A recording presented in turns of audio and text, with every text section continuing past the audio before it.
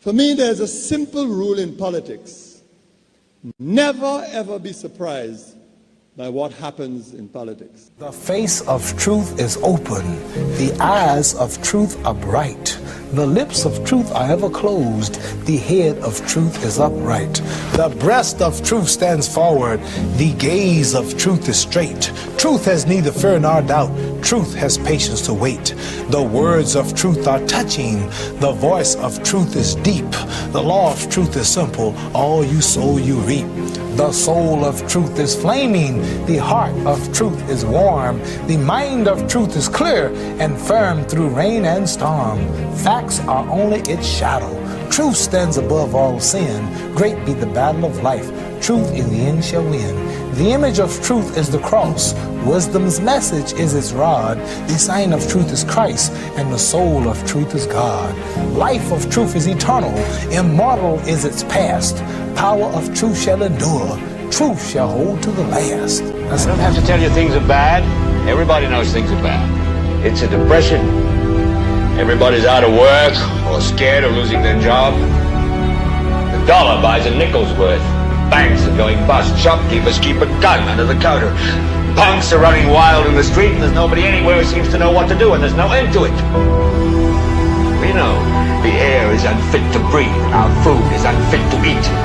We sit watching our TVs while some local newscaster tells us that today we had 15 homicides and 63 violent crimes, as if that's the way it's supposed to be. We know things are bad, worse than bad. They're crazy. It's like everything everywhere is going crazy, so we don't go out anymore. We sit in the house, and slowly the world we're living in is getting smaller, and all we say is, please, at least leave us alone in our living room. Let me have my toaster and my TV and my steel-belted radios, and I won't say anything. Just leave us alone. Well, I'm not going to leave you alone. I want you to get mad. I don't want you to protest. I don't want you to riot. I don't want you to write to your congressman because I wouldn't know what to tell you to write. I don't know what to do about the depression and the inflation and the Russians and the crying in the street. All I know is that first, you've got to get mad. You've got to say, I'm a human being. God damn it. My life has value.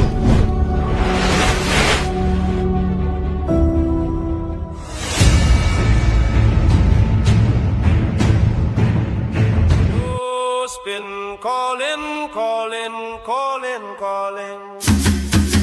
NewsSpin calling, calling, calling, calling. NewsSpin calling, calling, calling, calling. Across the land, all across the world, echoes of voices, we join hand in hand. How many rise in the afternoon sun? Come along, NewsSpin has begun. NewsSpin is the best, better than all talk show, most monitored talk show in the world. Truth from St. Lucia to sandy shores, from cities and hills to the Caribbean breeze. We sing together, hearts at ease, education to open every mind. Learn about your country, leave no one behind. When NewsSpin is on your radio, come along hands in hands, voices in unity, singing loud. NewsSpin, news the best, better than all talk show, most monitored talk show in the world. St. Lucian's heart to the world's every land.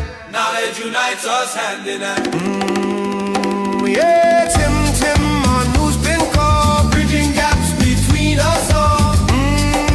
Voices lift on high, under one sky we unify. Tim on NewsSpin call, bridging gaps between us all. Voices lift on high, under one sky we unify. NewsSpin is on education for all, from city streets to mountains tall. Learn your history, share your dreams, together we light the world with our fleam. NewsSpin is the best, better than all talk show, most monitored talk show in the world. Better than all talk show, most monitored talk show in the world. NewsSpin is the best, better than all talk show, most monitored talk show in the world. Yeah, NewsSpin is the best, better than all talk show, most monitored talk show in the world. Name calling in politics also coming up in the broadcast. The good, the bad, and the gentle, and a whole lot more, including your calls at 452-2979.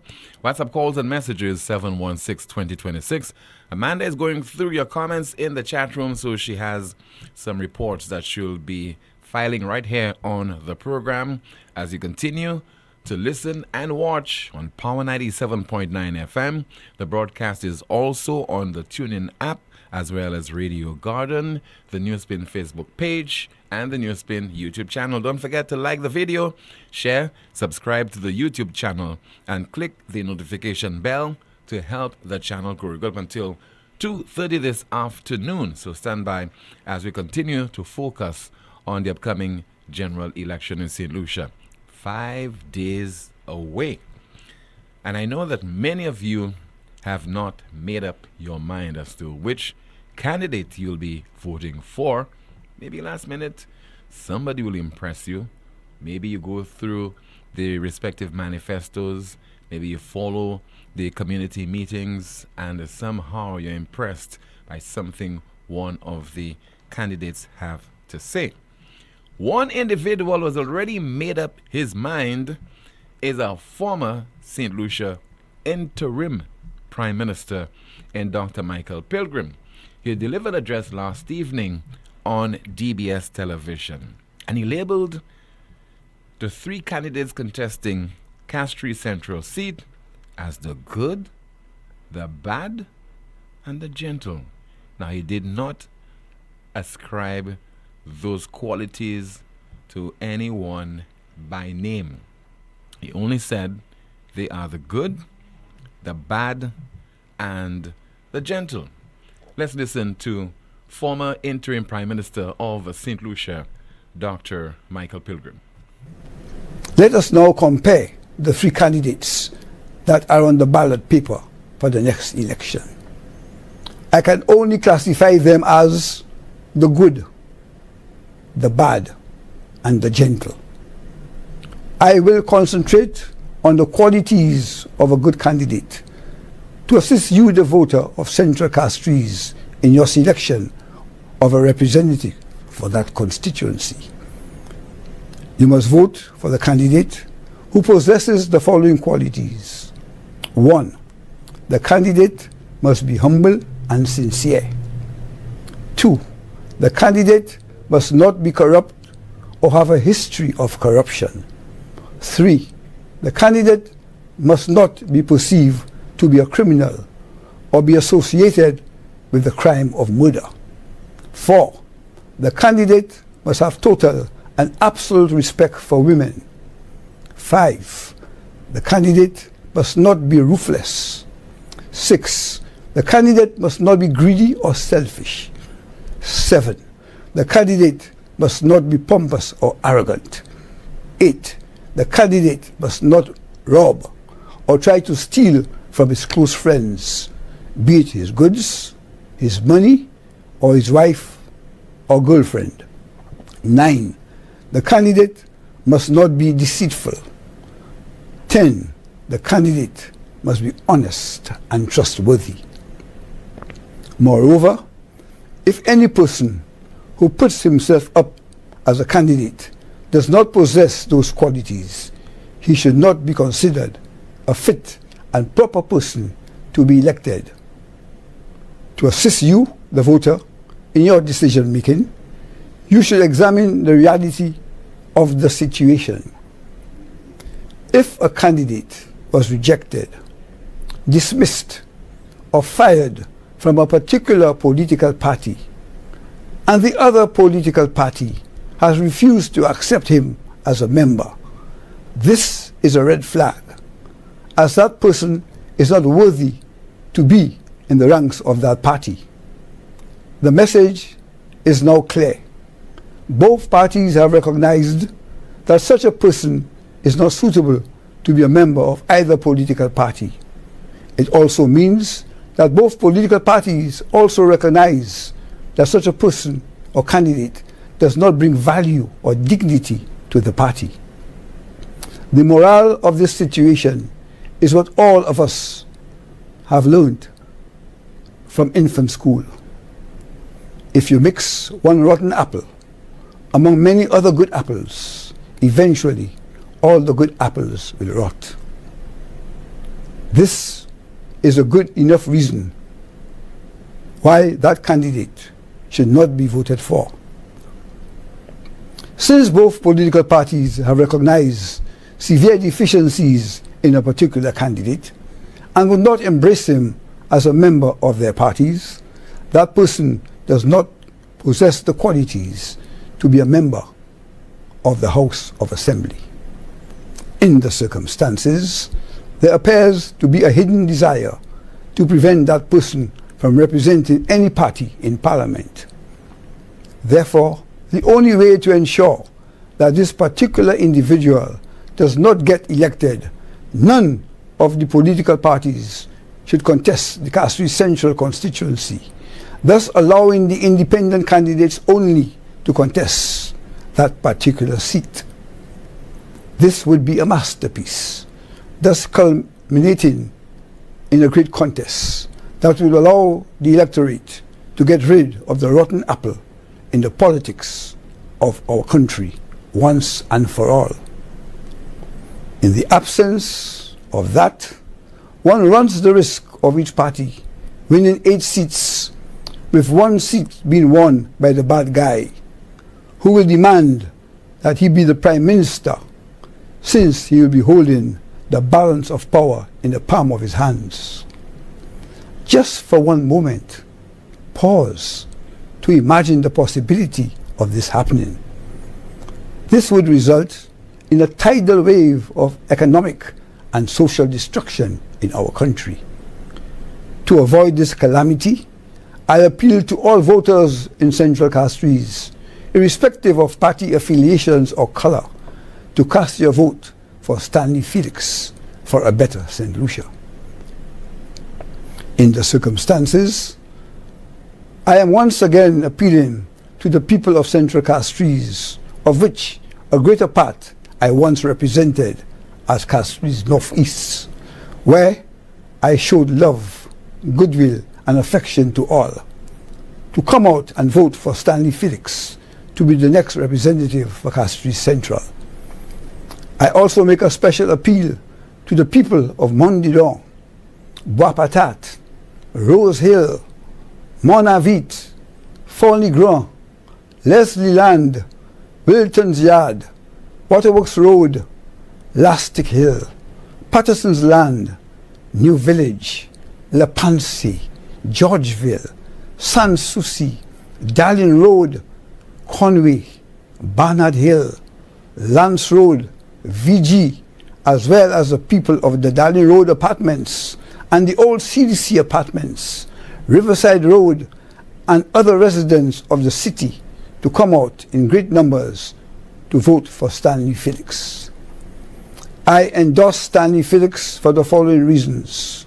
He's honest, genuine, and sincere. He will work for the people and not for himself. He is a gentleman and will treat you with respect. He will work in the people's interests. He will attend to your needs and address the requests of your community.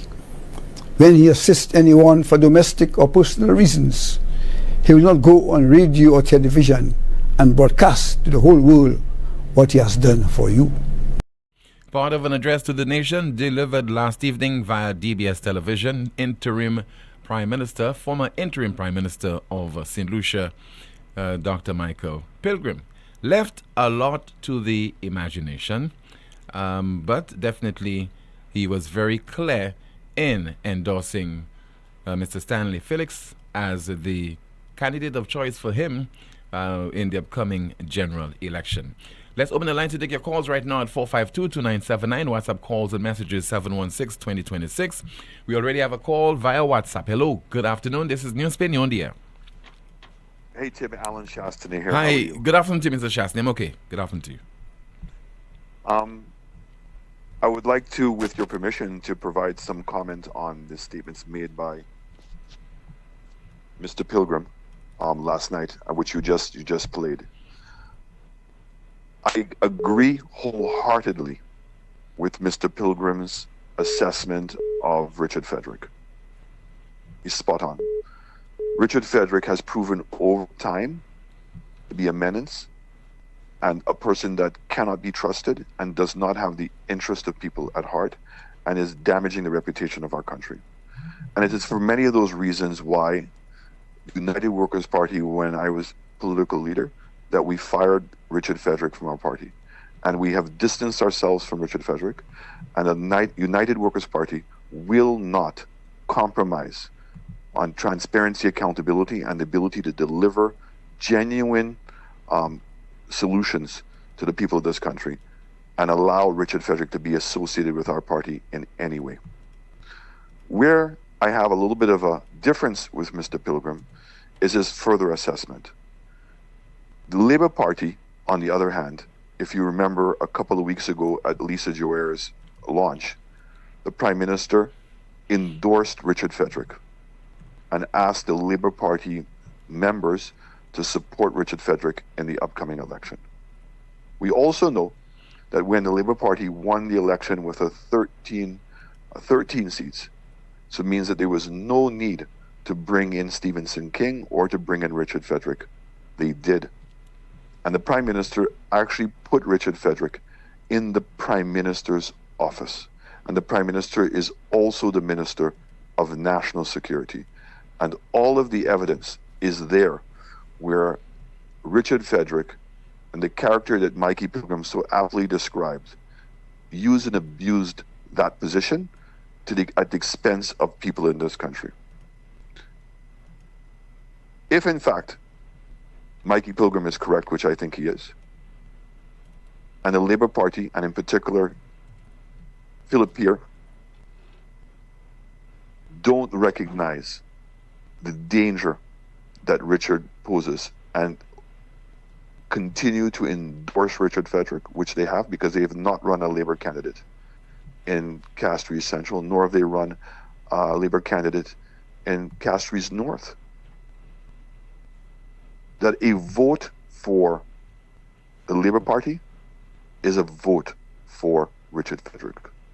So while Mr. Pilgrim is encouraging people to vote for a different candidate in Castries Central, I want to encourage people, given the message that Mikey Pilgrim has given, to actually come out and support United Workers' Party candidate Rush Clark. The only way that we can make sure that Richard Frederick is far away from the controls of the levers of government in this country is by electing United Workers' Party. United Workers' Party is the only political party, the only one, that has distanced themselves from Richard Frederick. We stand toe-to-toe. Everybody would be familiar with our encounters in Parliament and everywhere else. I will not back down to Richard Frederick. I will not allow Richard Frederick to continue to destroy the reputation of the country of our country, nor will I allow Richard Frederick to continue using the powers of government to come after women, to come after individuals in our country. And the likes of Richard Frederick need to be gotten rid of. And the only way to put an end to Richard Frederick is by voting for United Workers' Party. A vote for Labour, the Prime Minister has already said it, that he's endorsing Richard Frederick, and he's going to bring Richard Frederick back into his cabinet. He said that Richard Frederick has done a great job. That's not my words, that's the Prime Minister's words. And so we now know, and Mikey Pilgrim is 100% correct, Tim, 100% correct. Richard Frederick needs to be gotten rid of once for all, and the only way to do it is to make sure United Workers' Party is elected, and that all the candidates, and I want to re-emphasize one thing that Mikey Pilgrim said, that one rotten apple can eventually spoil all the other apples. I believe it's too late for the Labour Party. I believe that Richard Frederick has already corrupted and spoiled every single one of the candidates of the Labour Party. Every single person who has sat in cabinet and endorsed what Richard Frederick has said and he's done, and not condemned his behavior at any point, it's too late. We see young people like Baby who said that Richard Frederick is his protege. Prime Minister has said nothing, has done nothing, and it's only going to get worse. We see what has happened with CIP funds cannot be accounted for.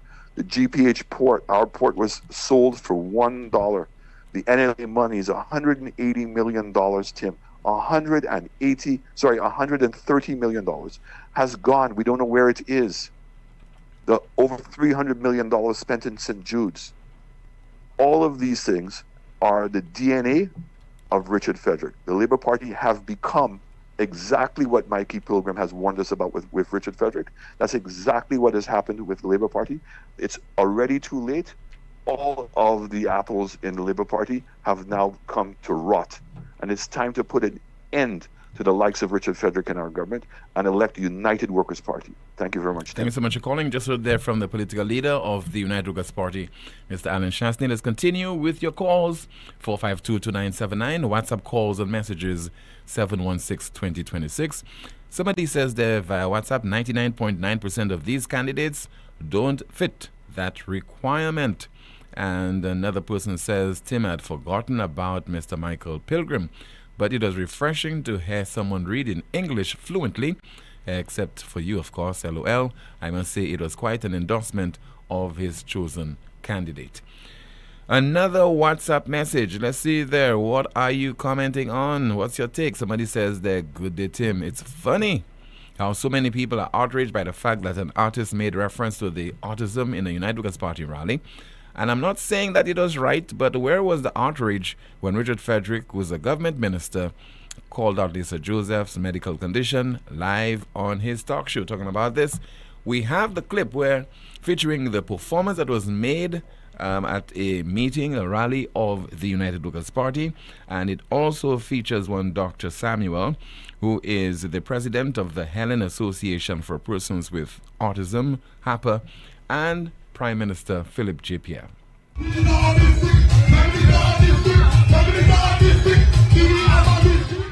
Autism is just a neurodevelopmental condition. It's simply that the autistic people's brains are wired differently from others. When you use autistic, or anybody uses autistic in such a manner that is so demeaning, it makes the autistic population feel less. This microaggression has gone on for so long. St. Lucians are much better than that. They are made to feel as if something is wrong with them. They are made to feel as if they are broken. They are made to feel as if they are burdens. But they can be contributing members of the society if they are given support. There's nothing wrong with being autistic. There's nothing wrong with being disabled. All we need, and I say we because I am autistic, all we need is the support to become contributing members of society. I hope they make a song about all other differently able people, even though they support them or not. I hope they do that. Because you cannot put differently able people in a bracket. If you make a song, instead of sympathizing with people who are differently able, you want to make a song about them. I hope that all differently able people, like they say I am, can understand that and know who supports them. He wanted to run since 2011 for Flabo. And after you left, I told Angel, mate not even from here. Mate look like he fighting autism and dwarfism. Huh? And I will push mate for the electorate. He wanted to run since 2011 for Flabo. And after you left, I told Angel, mate not even from here. Mate look like he fighting autism and dwarfism. Huh? And I will push mate for the electorate. Focusing on autism and dwarfism in the run-up to a general election. 452-2979, WhatsApp calls and messages 716-2026. We have a call on the landline. Hello, good afternoon. You are on the air. Hi, hello. Good evening. Yes, good afternoon to you, caller. Tim, the only difference between the Labour Party and the UWP when they are criticizing people is in the way that they say it. I heard a news item that Hele gave on a channel talking about the things that the United Workers' Party is doing. Like, as if they are not guilty of the same thing. When they speak with such aggression. that the people themselves are even scared. And then the United Workers' Party, they seem to be humble. Now, I'm not saying that the United Workers' Party and the Labour Party is not making mistakes. They both are making mistakes. But when you look at policies, when you look at policies, like Tina Chance, let's talk policies. When you have people like RF as a government minister, and then people are looking past the corruption that he has been accused of. When you look at these things, tell me, am I as a young person supposed to vote for the party that accepts ministers who are accused of corruption? I am not going to do that. We have many politicians currently and incoming who have integrity, who have value. They are Christian men. They want to see good for the country. And I think that it is time we, bright people, give them an opportunity. Give them an opportunity and allow those who have been sitting there for years upon years upon years that has not been doing any development in the constituency. Tim, if I was a politician, no other politician would beat me. They wouldn't take me out of there. Because the things I would do in my constituency, it would reflect me. It would reflect my beauty. It would reflect my character. That's what it would reflect. I would develop my constituency from the sidewalks to institutions to curricular activities. Support. I would do whatever it is that I had to do in order for me to remain as a politician of my constituency. And I think that the politicians here in this country is not doing enough development socially, mentally, physically, spiritually in their constituencies that would bring a community forward. To me, all I see is just power. They want to remain in power. They want to keep the fame and develop them own selves. So it's a shame that we have to be faced with such things in this country. But I am UWP 100%. No matter what, the policies of the United Workers' Party supersedes the policies of the St. Lucia Labour Party. Okay, Tim? Okay, ma'am. Thank you so much for calling. Let's see there. Somebody says there via WhatsApp, good day, Tim. In all the political fever, particularly in Miku South, can the relevant parties or people in charge please address the problem of the health hazard in the Dairy So Gap, where both shanties on the right and left side, respectively, are on the verge of collapsing before someone gets hurt. And let's see if we have some more of your WhatsApp messages. And somebody says that, Tim, days before general election, yet no matters of substance are being discussed. I can't wait for elections to be done and over with. Hopefully, we move on to actual nation building. Nonetheless, I'm sure I will be laughing one way or the other on Monday with these ridiculous campaigns. That's according to our WhatsApp message. Somebody says there via WhatsApp again, Pilgrim's speech sounded gentle, but it echoed loudly across the political landscape. To many, it came across as a jab at the current administration for calling an early election while major national projects, especially the long-delayed St. Jude Hospital, remain incomplete. Others heard it as a caution to the opposition as well, urging them to elevate their discourse and avoid deepening national fractures. That's according to a WhatsApp message. We have a WhatsApp call. Good afternoon, NewsSpin, you're on the air.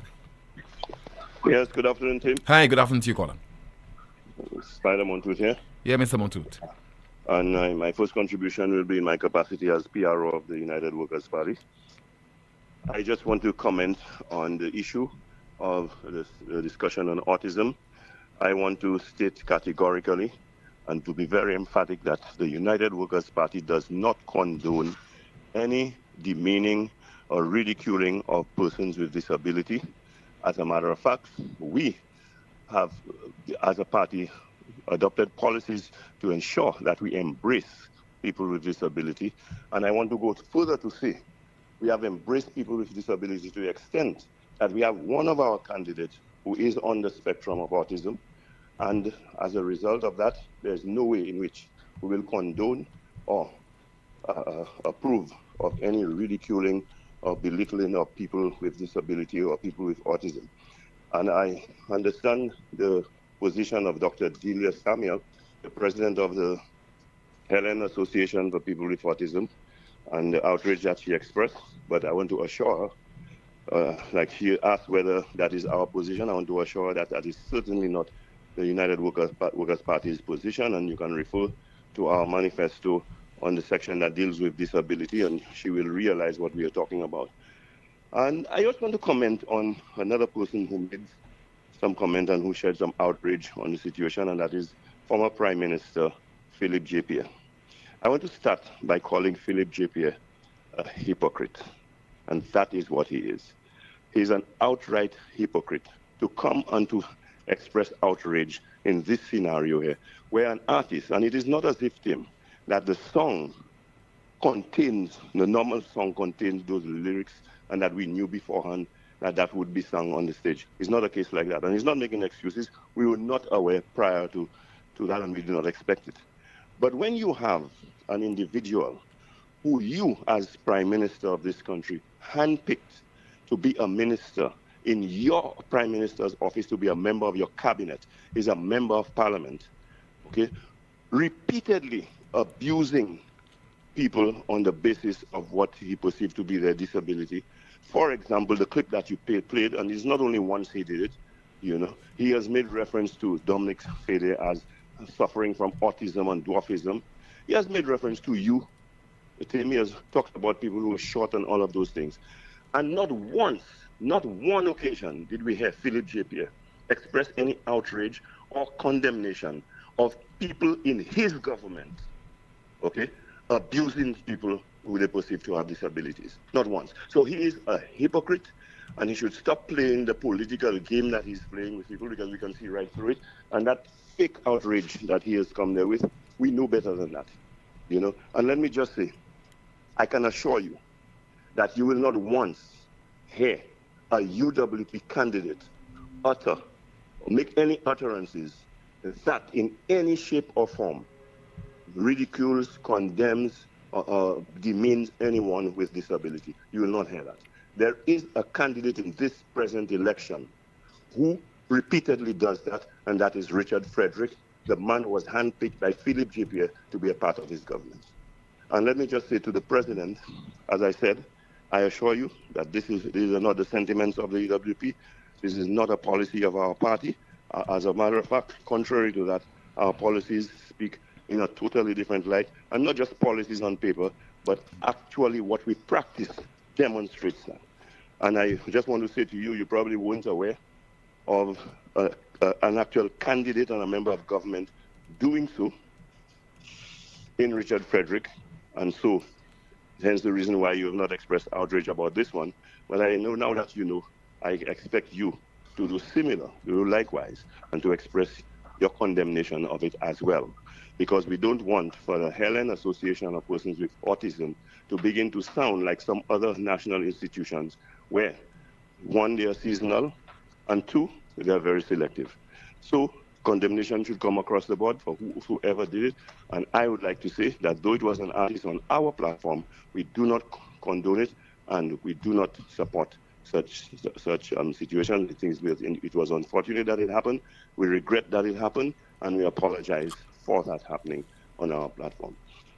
So, team, I just want to make another comment now in my personal capacity about Michael Pilgrim, Dr. Michael Pilgrim, making his comments and giving his endorsement to Stanley Felix. It is his right, like anything else. But when I listen to Dr. Pilgrim, given the fact that he, Dr. Michael Pilgrim, was part of those who created the problem that we now face. And I say so because he was on the SLP platform endorsing the SLP and the same Prime Minister who, in fact, shoved that problem of Richard Frederick down our throat, because like was said earlier, he had 13 seats. He did not need, like the leader of the opposition said a while ago, Prime Minister in waiting. He had 13 seats and did not need Stephenson King or Richard Frederick, but he chose, handpicked Richard Frederick to be in his office, to be his chief spokesman, and to shove him down our throat as one of the members of his cabinet. Okay, Mikey Pilgrim was part of that construct in enabling that situation to take place. So he has a responsibility to right that wrong, which I see he has made an attempt to do, but he did not go far enough because he went much further in creating the situation. He should have gone further. And by that I mean, when a person of Mikey Pilgrim's stature, an accomplished gentleman, a former prime minister, a wealthy individual, and someone at the stage of his life that he is in, seem to me to be apprehensive and fearful of coming out straight and speaking out truth as it should be spoken. I have a problem with that. And the same Mikey is going to call on us to be courageous and not to be intimidated and all of that kind of thing, and not have any fear. When you seem to be fearful to even call Richard Frederick's name. Richard Frederick, okay? Richard Frederick is the problem. You know that he is the problem. Are you also afraid of Richard Frederick? I mean, Mikey, come and tell us. Is it because you're afraid of the threats that Richard made to you? Because you were once the chairman of the National Housing Corporation, portfolio held by Richard Frederick. You worked with Richard Frederick. You know why you are coming out now to say what you're saying, and because you have first-hand experience and knowledge of what it entails, who Richard Frederick is. Were you threatened by Richard Frederick? Is that why you're afraid to call his name?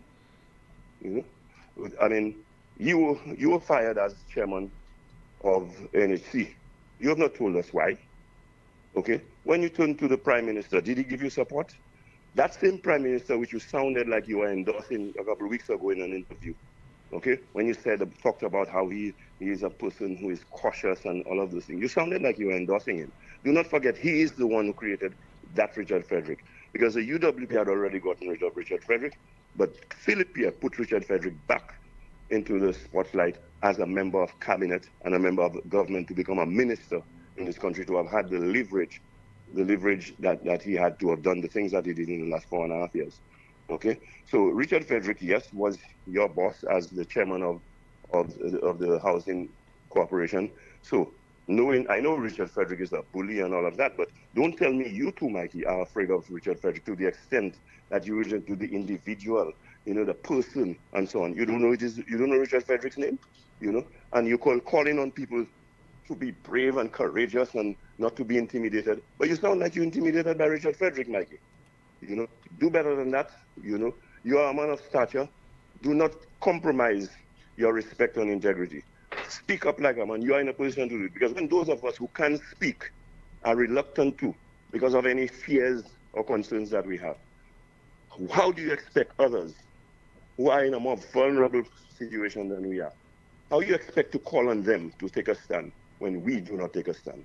I expect more from you, Mikey. You need to come out and say it like it is. And let me just say to you, Mikey, that call you made for the two parties to abstain from putting up a candidate and let the two independents run, that is not an idea that I endorse or support. Because what you are doing by doing so is giving Richard a 50% chance of winning the election, okay, and becoming a parliamentarian once again.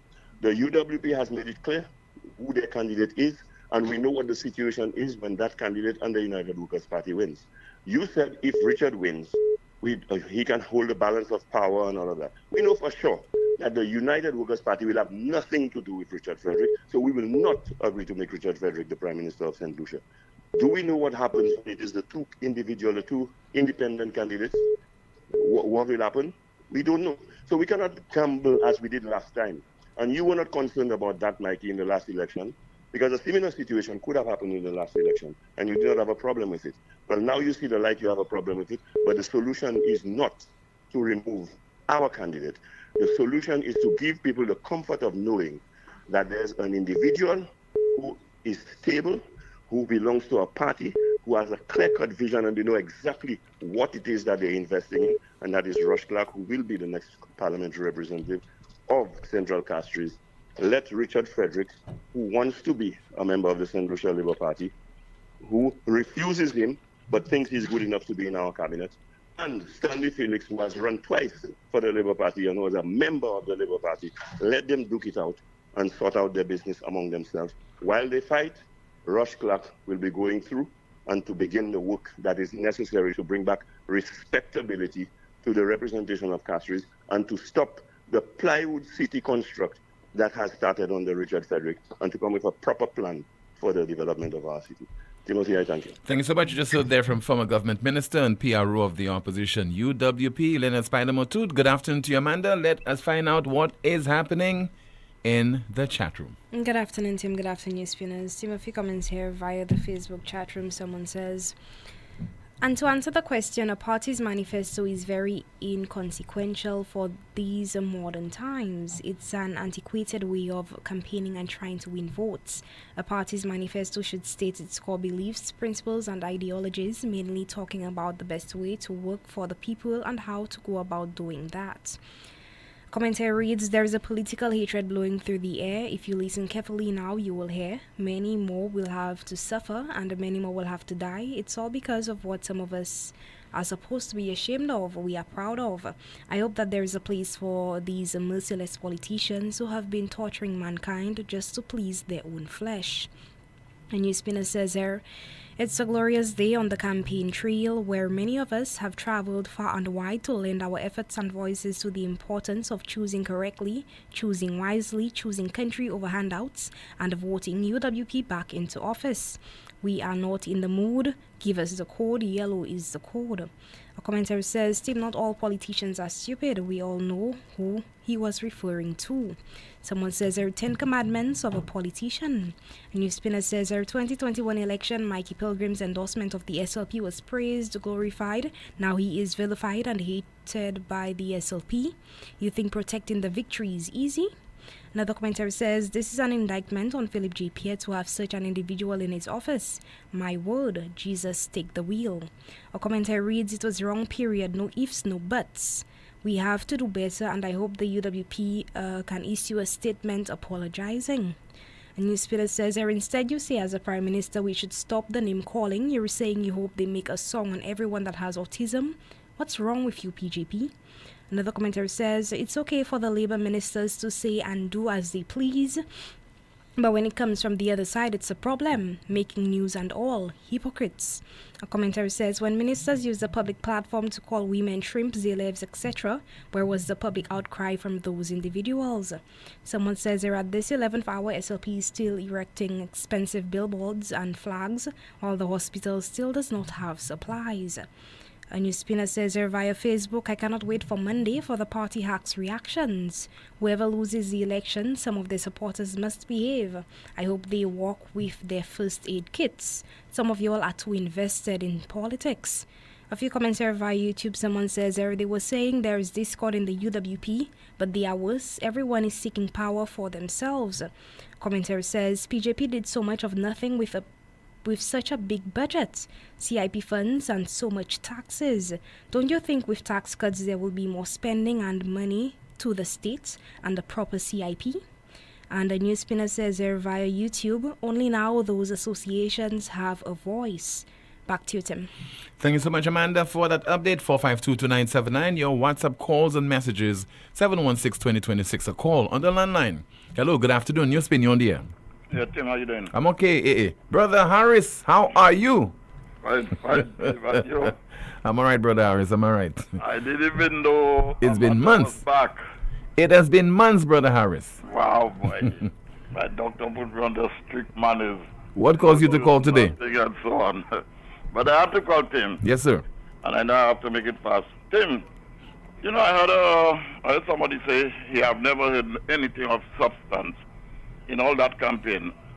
I doesn't really listen to news and so on, but I believe him.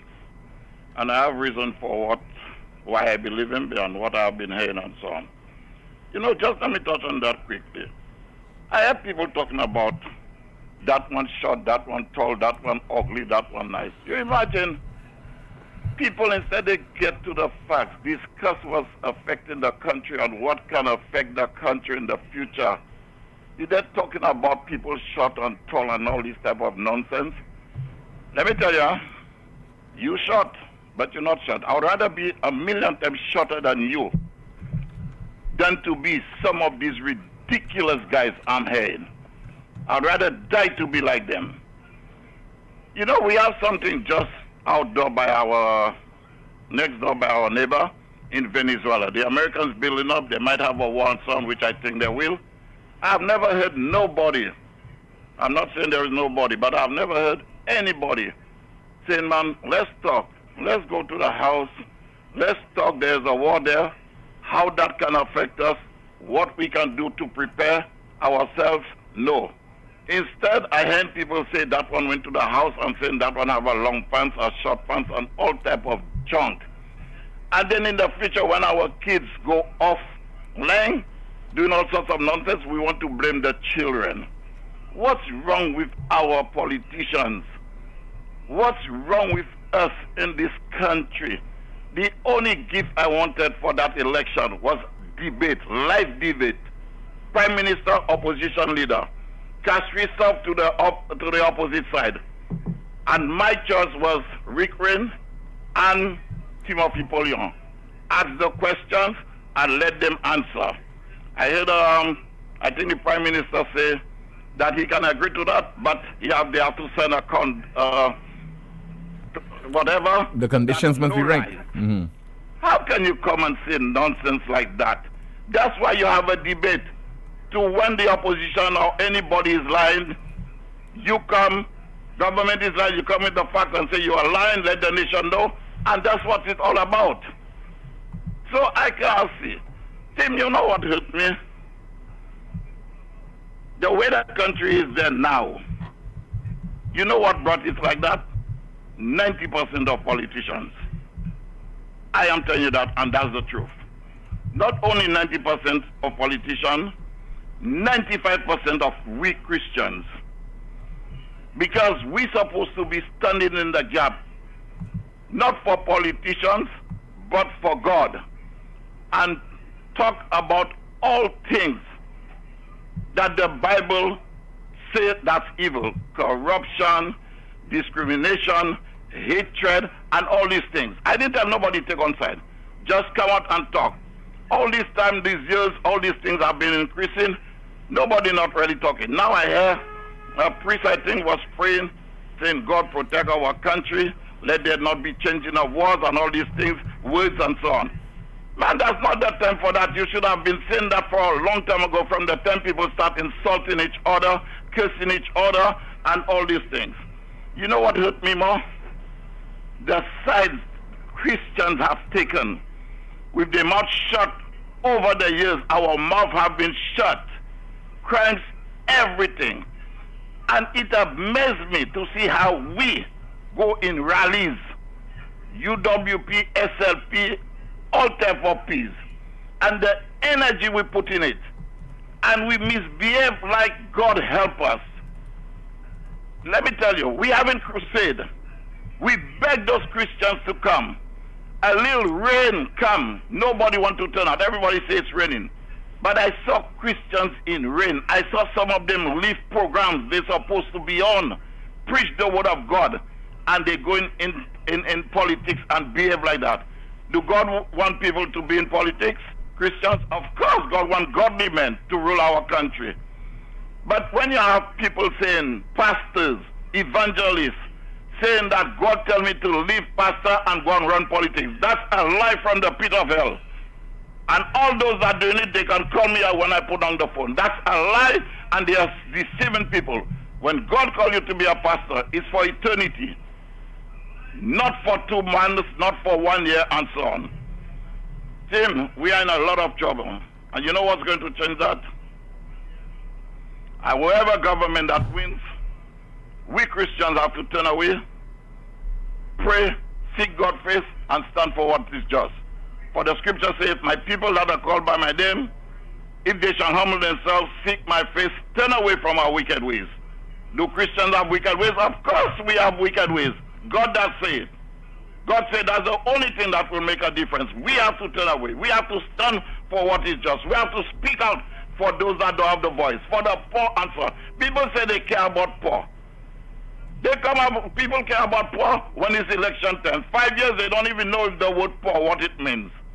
And so on. All types of monies are being spent like I have never seen that before. After that, what happened? Buying votes. I remember once I went to Shantytown and a guy said, Za, ouvrez-moi vote by tel party, l'année nouvelle. Give me some money. I say, you crazy. I say, you're going to sell your children's future for money? And that's what the politicians doing, buying the poor people. Before I close them, I know there are other people. In St. Lucia, we have some people. You see Putin? We have Putins in St. Lucia. People that cannot be trusted in authority. We have Maduro in St. Lucia.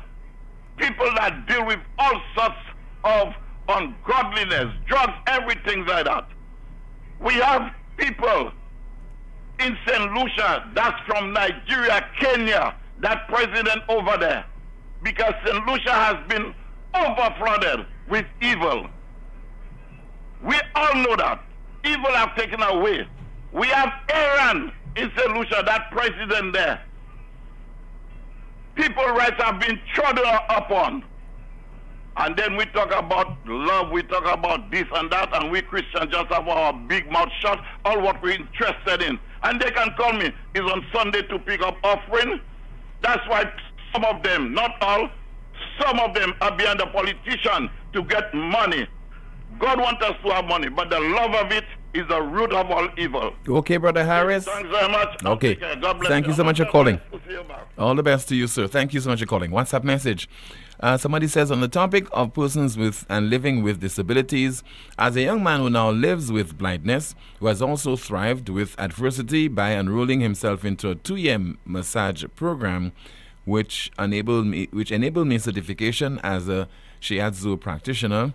Tell me something. Myself, along with 6 other individuals and a few more pending certification, cannot be granted an opportunity to work either as self-employed persons with disability or employees at one of their respective hotel properties or spas within St. Lucia. Tell me, when the only disability is not being able to have eyesight, however, through learning to live with disability, more specifically in this case, vision loss. This is unfair, concerned, and a deflated person who will be voting on Monday, December 1st, 2025. I do hope both parties select the representatives who are listening to this. By the way, Tim, pardon me, the typo in 2 circumstances in this message. Okay. Let's see if we have another WhatsApp message. And somebody says there, did Brother Harris have a say on KDA departure from inactive politics or from active politics? Another WhatsApp message. I'm not sure what the topic is today, but can you provide an answer to this question? Can persons with St. Lucian citizenship, born and bred St. Lucia, who reside overseas, be allowed to vote when they are not living here and wouldn't be directly affected by the affairs held in St. Lucia? I'm a first-time voter, and to me, this is unfair if this can be done, or this is fair if this can be done, which is that have equal say. Well, your name must first be on the voters list. Once your name is on the voters list, then you'll be able to cast your ballot. And let's see if we have some more of your WhatsApp messages. And somebody says there via WhatsApp, Tim, government minister given millions for housing. He built a few houses without bathroom. No one is asking about the rest of the money. This is the most monitored talk show in the world. We have a lot more still to come on this broadcast, so please stand by. Shop directly from the U.S. with Smack Freight International. Vehicles, heavy equipment, tools, parts, building materials, commercial equipment, office equipment, furniture, personal goods, home goods, shoes, clothing, restaurant equipment and supplies, uniforms, and so much more. Smack Freight International also offers a broad selection of top quality products with a real-time availability and fast delivery. It is simple. Whatever you buy it for less at Smack Freight. Smack Freight is now serving the Caribbean. WhatsApp them today at 1737-409-4048. That WhatsApp number again, 1737-409-4048, or visit their website at smackfreight.com.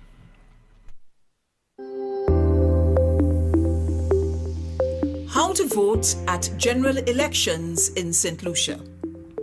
To vote is your constitutional right. Over the next few minutes, the Electoral Department will share with you how to vote on Election Day.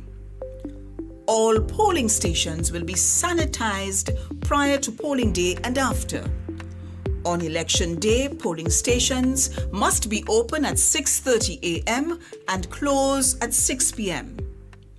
Once your name is on the voters list, all efforts will be made to ensure that you cast your vote. You can vote with your national identification card. If you do not have a national ID card, you can vote with any photo ID such as a driver's license, passport, or any other photo ID, which will allow you to be identified to the satisfaction of the presiding officer. Safety tips and all other election signage will be posted inside and outside the polling stations.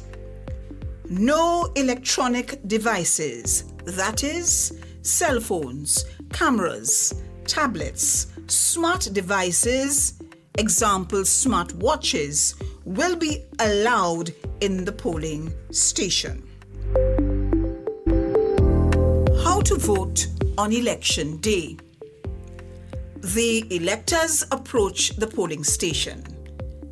As the elector approaches the polling station, an assistant poll clerk outside verifies the elector's name and directs him or her to the correct polling station. The poll clerk invites the elector into the polling station and asks the elector to present his or her national identification card or photo IDs, such as a driver's license or passport. The elector is asked to deposit all electronic devices in a basket next to the presiding officer. The poll clerk announces loudly the elector's name and registration number as it appears on the voters list. The presiding officer, poll clerk, and agents verify the elector's name on the voters list and draw a line across the verified information. The assistant poll clerk verifies the information using the electronic device. Before the presiding officer issues the elector a ballot paper, the officer examines the hands and fingers of the elector to ascertain whether the elector has not voted previously. If there is no indelible ink on the right index finger up to the cuticle, the elector is processed. The presiding officer administers the indelible ink on the right index finger or the next available finger if there is no index finger. The presiding officer explains the voting process to the elector and instructs the elector on the correct way to mark and fold the ballot. The presiding officer issues a ballot paper to the elector and informs him or her that only the pencil provided for voting to mark his or her ballot must be used. When the elector has marked and folded his or her ballot as was instructed, the elector returns to the presiding officer and shows the presiding officer his or her initials on the folded ballot paper. Once the presiding officer is satisfied that this is the same ballot that was issued, the voter will place the ballot in the ballot box in the presence of the presiding officer. The poll clerk will mark voted in the poll book, and the assistant poll clerk will flag the elector as voted on the electronic device. The elector is asked to collect all his or her belongings and exit the polling station. The following is a paid political advertisement. The Prime Minister keeps saying he has given the police everything they need. Vehicles, jet skis, motorbikes, new headquarters. But here is the reality on the ground. St. Lucia has recorded the highest murder numbers in our history over the past 4 years under Philip J. Pierre. In 2022, 72 murders. In 2023, 75 murders. 2024, 77 murders. And in 2025 is already on track to be the worst yet. So while Philip J. Pierre boasts about equipment, he cannot keep the country safe. Despite having 3 ministers of national security, people still live in fear. Gunmen shoot openly in the streets. Communities are living under siege. And what does the Prime Minister, our Minister of National Security, say? I am not a policeman, my father was. He refuses responsibility. He refuses accountability. He refuses to accept his primary duty is to protect the population, and he has failed. No leader brag about jet skis whilst families are burying their sons. On December 1st, St. Lucians must decide whether to continue under this deadly path or to choose a government ready to secure our borders, strengthen our police force, restore and expand our canine unit, crack down on illegal guns, and take our country back. On December 1st, vote the United Workers' Party for the safety and security of our... This was a paid political advertisement. What if the next drop is the last? St. Lucia is facing longer, more intense dry spells, and our water sources are drying up. And when the rains come, they come harder and faster, damaging our homes and disrupting our water supply. But we can change the outcome. By conserving water and protecting our sources, every small action adds up. WASCO, working in collaboration with the Water Resource Management Agency, is committed to securing our water future. But we need your help. Together, we can protect our water, our health, and our future. One small step can make a big impact. Let's secure our water and secure our future. For more information, visit wascostlucia.com. Yeah, man, great job, guys. I love it. Yeah, man. You guys see how the place starting to look nice? Not just nice. This STEP program creates a safer and healthier community for all of us who live it. CIP is doing so many good things in the communities and providing jobs for us. It's a win-win for everyone. I am the I in CIP. I am the I in CIP. It's about our citizenship by investment program. KFC, yo, we back with the vibe. Strips and dip combo, flavor that rise. 3 crispy strips, fries on the side. 16-ounce drink, sauce for the ride. Order for 25, deal so nice. Go down and crunchy, can't think twice. Barbecue, honey, mustard ranch if you wish. Dip it, dunk it, finger licking bliss. KFC, brand new flavor. Set the mood, strips and dip is back. Finger licking good. Lazarus's Funeral Home is here for you. Lazarus's Private Cemetery offers a peaceful resting place for your loved ones. With tranquil settings, visitation, and reflection, we believe in the compassionate care of all our departed loved ones. Lazarus's Private Cemetery, let us help you create a final resting place. Make it special. Make it Lazarus's Funeral Home, your friend in a time of need. Payment plans are available for tombs. Call us in Vidbuta at 452-7491 or in New Dock Road, VA4, 454-6555. Are you ready? Get set. Let's go green with Loose Select. No more paper, no more mess. Easy billing, no stress. Use my account to pay online. Pay your bill at any time. Get the stress off your mind. No more standing in line. Visit LootSelect.com today and sign up to my account to pay your bill. Request a temporary or new connection or switch an account to your tenant's name. Do it all online. Personal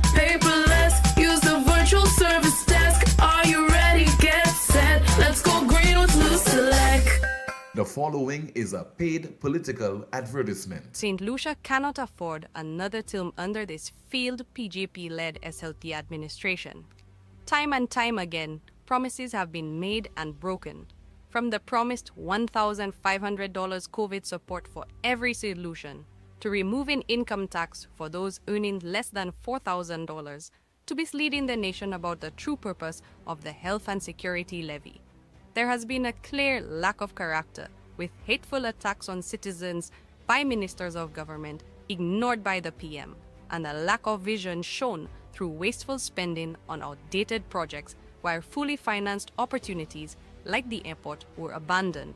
The country is more divided, the cost of living is higher, crime is out of control, transparency is gone, and over $1.6 billion in our CIT funds remain unaccounted for. Critical national assets like our ports have been handed away, housing projects stopped, and our democracy weakened. St. Lucia deserves better. On December 1st, we choose unity, good governance, and real progress. We are voting for Alan Chasney and the United Workers' Party, the proven team to move our nation forward. Unwally Lucians, let's right the wrongs and save our country. Take your finger and show them no mercy. Put them out with total scorn. This was a paid political advertisement. Chronic back pain, arthritis, spinal injuries, nerve disorders, even painful cramps. These conditions affect daily life, but you don't have to live with pain. Every day matters when it comes to your health. At La Clinique du Corps, we provide fast, accurate diagnosis with advanced GE-certified MRI technology and internationally recognized specialists. Our focus is safe, effective treatment that restores mobility, relieves pain, and gives you back your quality of life. Call 451-6559 today. 451-6559.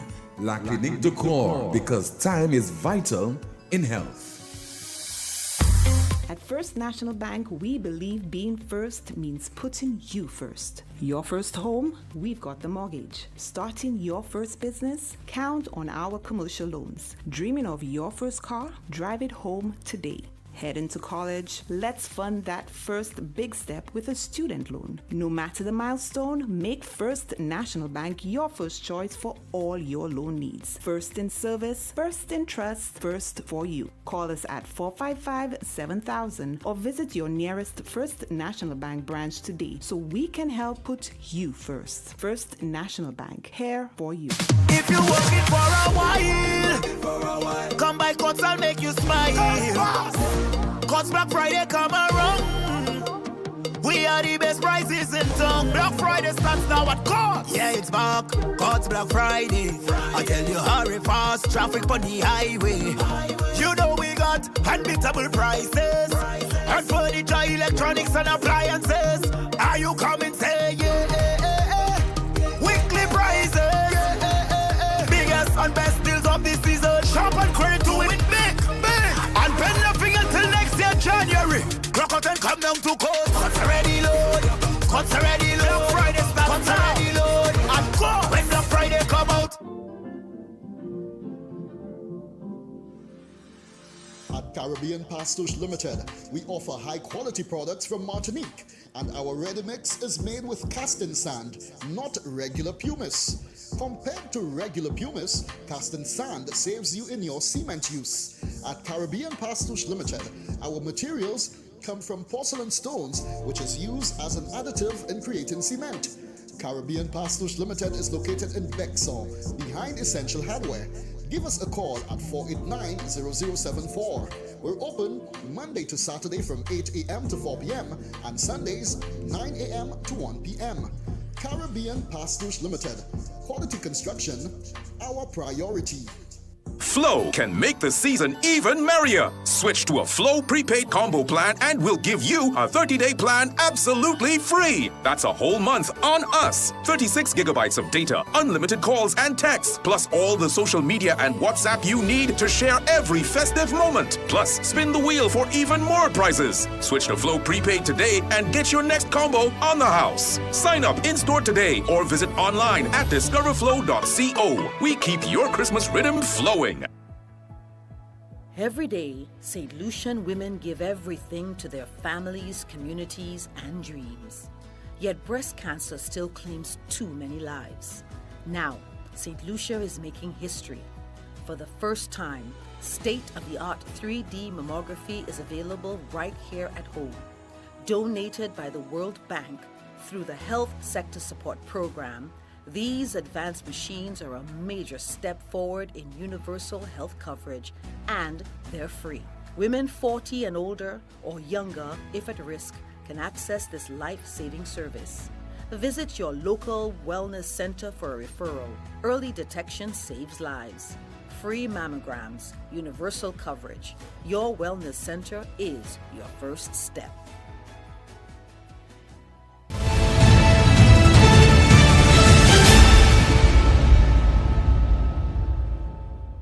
And I saw overtime payments or overtime allowance to police officers. Tim, that is critical to the livelihood of police officers. This is one of the most critical aspects of our last negotiations, and I'm so happy that the leader of the opposition was listening and was monitoring the negotiations. This is what brought the most contention to the negotiations with the government, and to see it in the manifesto, police officers are going to have a better wage and a better life as it relates to overtime. Because of course I would have said then that a fireman who just comes out of the fire service training school would be making more money than a police officer who's 10 years service and sometimes 15 years service. And of course that would be rectified with this allowance. Tim, when I see the skills-based allowance, again, Tim, that is a proposal that has been accepted by government many years ago, over 15 years, and it has not been implemented. As a matter of fact, negotiation after negotiation, the police have been asked to remove this article from the collective agreement. It is a case whereby a police officer goes to study in a field that is related to policing. When he does that, with this, he will be able to get compensation for his studies. He may not be able to be promoted at the time, but he will be able to be paid for the skills that he brings into the police force as a result of what he has studied. Tim, the 20-year pension, and many police officers, I remember police officers chastising me and saying to me that you all allow the government to remove that 20-year pension and the 55-year, and I said that happened in 2003. Under the former Prime Minister Kenny Anthony. And if this is going to happen, that the United Workers' Party is saying that we are going to allow police officers now to retire again at 20 years. More than that, Tim, it speaks of an ex gratia. You know, after 2003, public servants no longer receive a gratuity from government. If the government is now, or the United Workers' Party, is now promising through their manifesto an ex gratia to police officers who would retire at 20 years or even 55 years. It means that you may be pensionable under the NIC. NIC will give you a pension probably when you get to 65 because that's what the NIC Act speaks to. But the government, the United Workers' Party government, is saying now that we are promising you an ex gratia.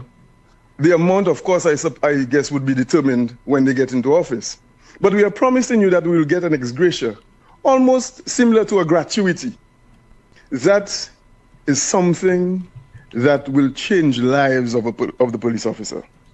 Tim, when you look at in the manifesto of the United Workers' Party, and you see reviewing of the police uniform policy, changing the uniforms, when you walk and the police officer has this hard belt, a hard hat, the shoes are hard, the uniform, there's not much, cannot maneuver in these uniforms. And to adapt a more environmentally friendly uniform, to allow a police officer to be more flexible during the course of his duties. That is a government who truly cares about police officers. Tim, firearms licenses. It says that when you join the police force and you have gone through your 6-month training course, after your 2 years of probation, you are, as long as you're in good standing, disciplinary and otherwise, you are automatically given a firearms license. Tim, these are the things, or some of the things that police officers have been asking. These are the most critical things for police officers. And I am so happy to see that in the manifesto of the United Workers' Party. And one may say, Tim, that it is just a manifesto, and that there have been many things in manifestos that has not come to fruition. What this means, Tim, that the United Workers' Party have committed themselves to that. And the police now should expect and should be able to stand with manifesto in their hand at any negotiation period or any time and say, this is what you promised. And this is what we expect of you, Timothy. All of this that I just speak of, Tim, all of it formed part of our last collective agreement proposal to the last government or the government sitting. These issues were not agreed to. In fact, Timothy, I sat down at a negotiating table, and I will say this, and I deliberately had a police officer who is a staunch supporter of the Labour Party. Staunch, and he makes no bones about it. He was the lead negotiator at some point during our negotiations, and I saw him reduced to tears when some of these items were not agreed to, because he couldn't believe that the party that he supports wholeheartedly would deny police officers of a better quality of life today. Tim, I am saying this and I am asking police officers to consider these items in the manifesto. Consider your quality of life. That when you go home and you need to push your hands in your pockets and you need to feed your family, it is not about the vehicles. It's not even about the police station. It is about your take-home pay, the bread and butter issues of police officers, the survival of the individual police officer. Not every police officer can be promoted to the top. Not everyone. But with allowances like these, it is ensuring that police officers will rely less on moonlighting. You cannot be living in this world of today, in this type of economic hardship that we are in, if you cannot take care of your health. We cannot be begging all day long, all week long, with some shits in our hands, trying to raise funds. Sometimes before the person can get that money, the person dies. And that's how it goes on an everyday basis. I had my son who was sick here, and they couldn't do anything for him, though they did not want to give me a referral to travel with him to Matnik. I took it up on my own, and I went across to Matnik with my child. When we reached Matnik, Tim, by the time we reached there from the plane, the child was so sick that he could barely make it to the terminal. As soon as he reached, they came for him with a wheelchair. They said to me, "We are going to call for emergency for him." I am thinking, well, they're going to send us out of the terminal somewhere to a hospital. And you know what? That emergency room was right up on the airport, on the upper floor, right there on the upper floor. And my child got the medical attention he needed. He got the referral that they did not want to give me right here in St. Lucia. I got 2 referrals for him to see 2 doctors in Matnik. And you know what was very amazing when I got to Matnik? I was living with a niece of mine. And whilst I was there, the young lady got a call. And she said to me, "Auntie, guess what? They are calling us to come for our checkup." I said, "What checkup?" She said, "Our dental checkup." I said, "Who's calling?" She said, "From the insurance." I said, "What insurance?" She said, "Me, Auntie, everybody in Matnik has an insurance card. You use it to go to the doctor." And then I began asking questions, and how do they replenish it and whatnot. And this is working so well in Matnik. Nobody in Matnik who's documented can say, "I am sick and I do not have money to go to the doctor." Nobody. Everybody's saying, "And this is a St. Lucian, and she has her card."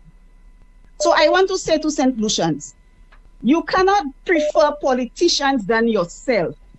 And even some party hacks who are telling the people that this cannot work.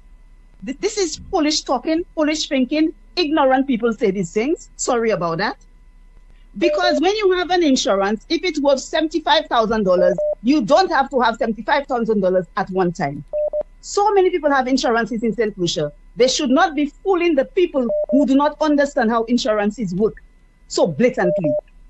And if these politicians really love St. Lucians, they would see that it is necessary that every St. Lucian has a health insurance. You have a health insurance, sometimes it worth $200,000. Your premium is about $200 up to $300 a month. But if something is to happen to you, you are covered up to that amount. This is your ceiling. Qui manière St. Lucien ni autant tête oued yo pas sa kopon qui manière un insurance katwa vai. Because you have habited kakuyene yo tellement et toute bêtise dans zowe yo. Tim, I have never been one who believes that only one set of people should rule that country. I am ready to work with whoever wants to work. Once you want to work, you are not damn lazy. I'm ready to support you and work with you. Too often these guys, they present a manifesto. And these manifestos are just written with black ink on paper. Ask them, what is it that they are doing with these manifestos after the elections? Most of them, nothing or very little. And yet St. Lucians refuse to hold these people responsible. If you make a promise, you have to live up to your promise. If you cannot achieve what you have put on your manifesto, you have the responsibility to come out and show me what you did, why you could not achieve what you said, and then we move on from there. But we accept this foolishness from these politicians, all of them, I don't care which party they are on, and nobody says a thing. Whoever that they are supporting, they support them blindly. So they prefer them more than their own children. They prefer them more than themselves. They are ready to lose their souls for them. Because some of them, don't fool yourself, they have all sorts of vices doing for these politicians. Aren't we thinking of the afterlife? Do we think that our life finishes when we are done on earth? If we are doing so, it means that we are not Christians, if that's how we are thinking. Will politicians save you? Will the Lord ask you about the politicians when you die? They will ask you about your own, the Lord will ask you about your own sins. Your own sins. It is time that St. Lucians wake up. Choose what is best for yourself. If they are not good, put their backside out when the next 5 years come or before that. But we cannot sit there and take all foolishness with people. I looked at this handover ceremony on television, Tim, and I was so annoyed because I am saying that it was more or less like a political meeting, something of national development. How can you have people dressed in red? Wasn't there a dress code? I know when you receive invitations, most times they tell you how to dress. There's a dress code. What is going on in St. Lucia? What is going on in St. Lucia? Recent contributions made on this, the most monitored talk show in the world. And before this lady, you heard from the former president of the Police Welfare Association, Mr. Cameron Law. Let me turn my attention to you, Amanda. Let's find out what is happening in the chat room. Tim, a few comments from earlier via the Facebook chat room. Someone says, well, he saw the light nonetheless, so let's hope others do too. Commentary says, Mike, he made a fool out of himself after sitting by for 4 years saying nothing. Now you're coming out with your stupid advice. Keep your advice to yourself. Out we voting both Richard and Stanley. In we are voting Rush Clark on December 1st. And NewsSpin says, I am 40 years old and can barely remember the former interim prime minister, much less the young voters. How much influence will he have on the electorate? That's the question we must all ask. Commentary says, be quiet. The Caribbean all oppositions and governments in the Caribbean spend money on billboards and placards. What you're talking about is just pure nonsense for political refuge. Someone says there the Prime Minister is comparing who's dancing better. He has better moves. A NewsSpinner says there via Facebook, of course politicians ruined the unity amongst the people. And if we are all honest, party acts aside Kenny brought that kind of politics and UWP quickly followed.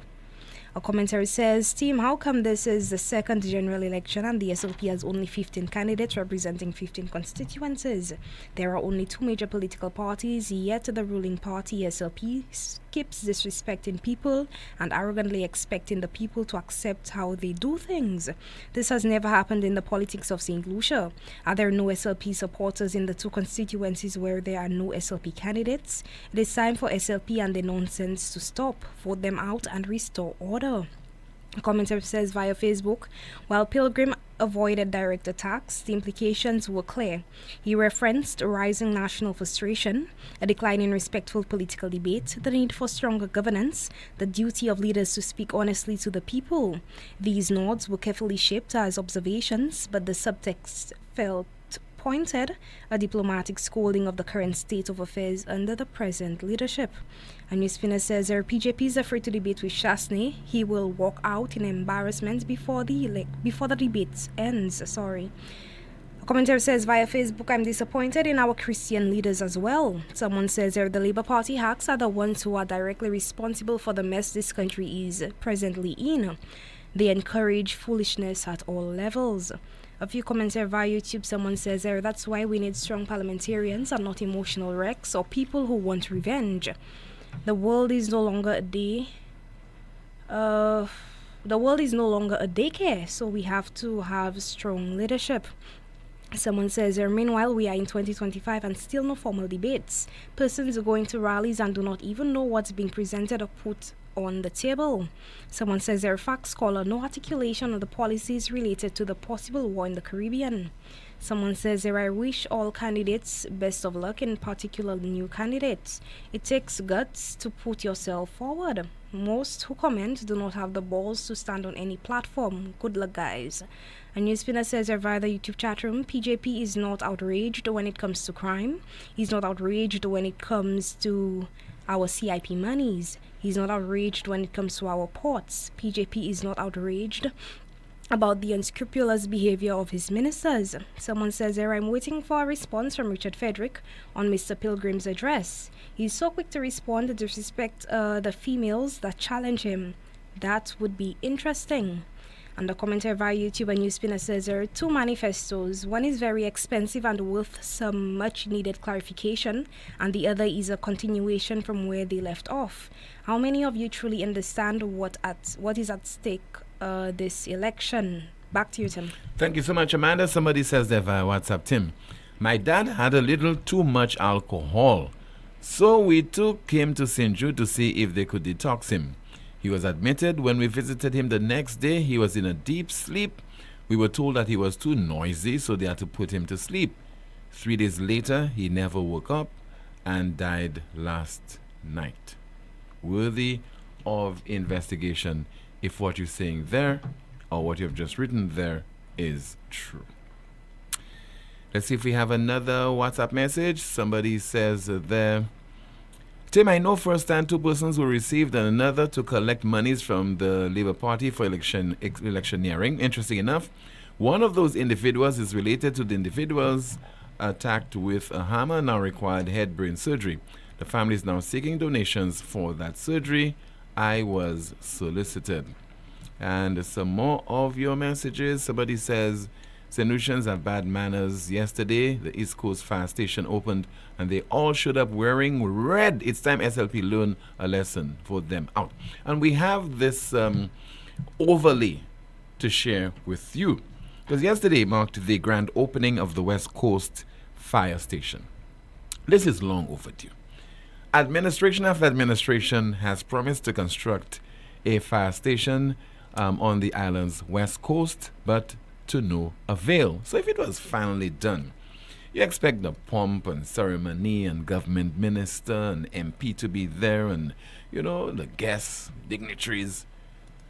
But what is this? What is this that you're watching via Facebook and YouTube? This seems to be something that is becoming a trend.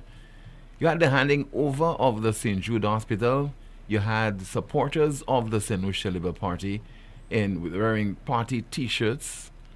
And now you have this ceremony, a government ceremony, not a Labour Party ceremony, not a Labour Party occasion, a government of St. Lucia ceremony. And the government of St. Lucia is for all, whether you're a supporter of the SLP or the UWP or no P at all.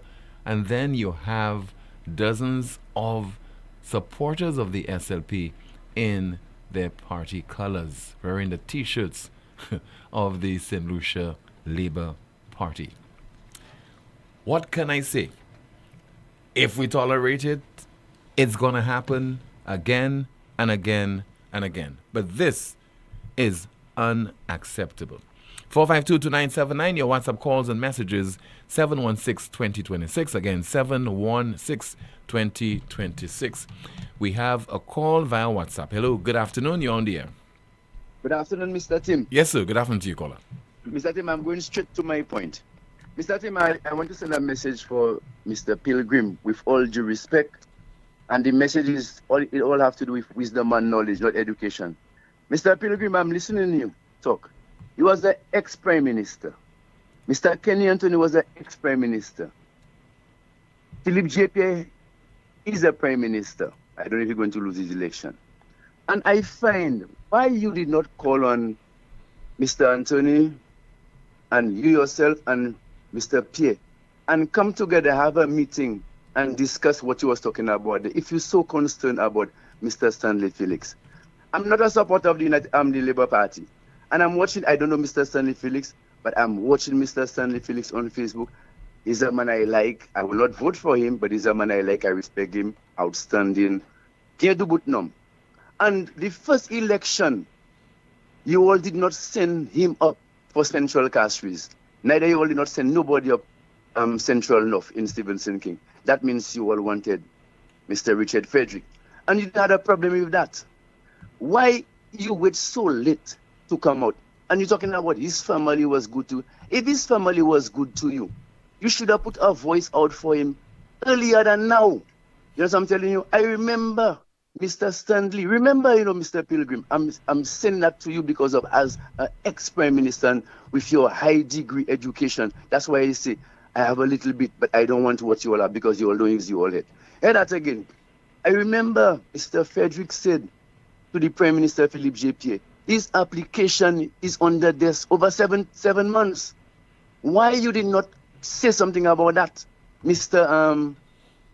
Pilgrim? You didn't say nothing about that. I remember again Mr. Stanley not too long saying when he said he was going up for independent, the man said he have his certificate or his document to be an MP. You know what I'm saying? And it's sickening me, man, when I hearing those guys that claim say they's educated fellas coming in that. Now, we don't have a problem with Mr. Stanley, but we want to get rid of the St. Lucia Labour Party. You know what I'm telling you? So we don't have to vote for him with all due respect. I don't have no problem with him. But get it right, Mr. Pilgrim. We want to get rid of the St. Lucia Labour Party. You know what I'm telling you? So when you go up as an independent, he's not playing no rule. Independent candidate don't play no rules. You see it happened to Stevenson King. You see it happened to Richard Frederick. What they did? They joined the party. So we don't want that. And I send a message for Mr. Stanley Felix. My brother, I respect you. I watch you on Facebook. I respect you highly to the fullest. You know what I'm saying there? But we have to give Rush Clark a chance to run the affairs of Central Castries. I know, Mr. Stanley Felix, you have what it takes to do it, but the idea you're going up as an independent, we don't want that. And United Workers' Party, Alan Michael Shastney, will not stand for them corruption thing. Look, election coming. They call election, and the people of St. Lucia, we St. Lucian people, beg earnestly, what is going on with our CIP money? Till the man disrespect us and saying he have to ask Galaxy. Since when Galaxy owns St. Lucia? You see what I'm saying? And when I listen to those high educated guys with their documents and it don't play a role to me, so I don't have no respect for that because of his wisdom and knowledge we have to preach for the people. You see what I'm saying? And when I hear you bringing that voice so late for a man you praising his family and this and that, and you are allowed, when from the time the man run up independent, your Prime Minister did not send nobody to run up Central Castries. From that time that happened, you are supposed to put a voice out, Mr. Pilgrim. You see, so right now you're making me feel like you just come in on a political or on a gimmick thing. My brother, it's too late for that. With all due respect, I find you should have put a voice out earlier for this man.